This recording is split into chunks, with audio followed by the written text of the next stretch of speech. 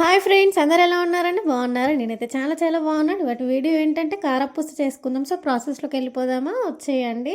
నేను 3 కేజీస్ దాకా పిండి తీసుకున్నాను. 2 కేజీస్ శనగపిండి, 1 కేజీ బియ్యం పిండి. ఇప్పుడు 2 టేబుల్ స్పూన్ల కారం వేసుకుందాం. అలానే రుచికి సరిపోను ఉప్పు కూడా వేసేసుకుందాం. అలానే ఎల్లిపాయలను కొన్ని జీలకర్ర తీసుకొని మిక్సీ పట్టేసి వేసేసుకుందాం.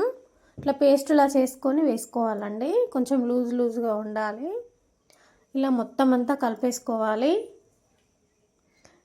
ఇలా కలుపుకున్నాక కొద్దిగా వాటర్ పోసుకుంటూ మంచిగా కలిపేసుకోవాలి.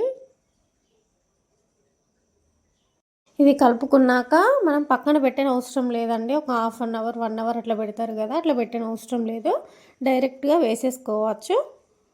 సో మొత్తం అంతా ఇలా కలుపుకోవాలి. మరీ లూజ్గా ఉండద్దు, మరీ గట్టిగా ఉండద్దు. ఇలా ఉంటే సరిపోతుంది. ఒక చిన్న బాల్ సైజ్ అంతా వేసుకొని ఆయిల్ హీట్ అయిందా లేదా అని చూసేసుకొని వేసేసుకోవడమేనండి. ఇప్పుడు జంతికల గొట్టాన్ని తీసేసుకొని అందులో పిండి వేసేసి మన కారపూసలా వేసేయడమేనండి. చిన్న హోల్స్ ఉన్న బిళ్ళని తీసుకొని జంతికలా వేసేసుకోవడమేనండి. అటు ఇటు తిప్పుకుంటా మంచిగా ఫ్రై చేసుకోవాలి కారపూసని. చాలా చాలా బాగుంటుంది. నాకైతే చాలా ఇష్టం ఫ్రెండ్స్ ఈ కారపూస. మీ అందరికి కూడా ఇష్టమేనా? సో ఇలా స్టెప్ బై స్టెప్ వేసేసుకోవాలి. ఇప్పుడు వీటిని చేతితో స్మాష్ చేయాలండి. ఇట్లా స్మాష్ చేశాక ఒక బౌల్లో తీసేసుకోవడమే.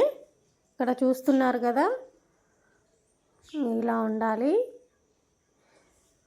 చిన్న హోల్ ఉన్న బిళ్ళని తీసేసి కొంచెం మీడియం సైజు ఉన్న బిళ్ళని తీసుకొని ఇలా కూడా వేసేసుకోవచ్చు.